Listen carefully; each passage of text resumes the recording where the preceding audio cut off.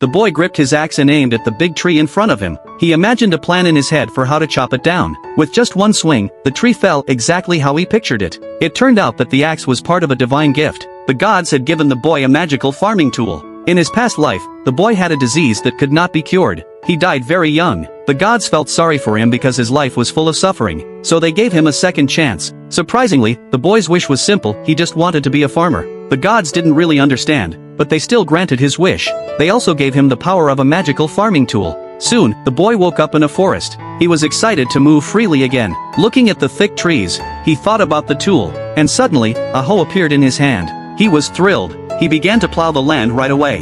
It felt like magic. Even the hardest dirt became soft, and he didn't feel tired at all. In the wild, the first rule of survival is finding food and water. The boy listened carefully for the sound of flowing water, but he only heard the rustling of leaves. Suddenly, a strange creature rushed past him. He realized wild animals might be nearby, so he decided to find a safe spot to build a house. He looked around and saw a huge tree. It was the perfect place. He explored the area, but still found no river or pond. That didn't stop him. He used his magical tool to make a shovel. In just a short while, he had dug several meters deep, but getting out of the hole became a problem. So he dug sideways, and to his surprise, he found a spring underground. Next, he needed food. He used his sickle to clear the plants and search for something to eat, but he found nothing. Since he wanted to use the land for farming, he decided the big tree was in the way. He changed the tool into an axe and easily chopped it down. Then the axe turned into a sickle again. He sliced the trunk into pieces with ease. Now he had plenty of wood. He wanted to build a house, but he didn't know how to build one, and he had no nails. He was too excited and forgot the time.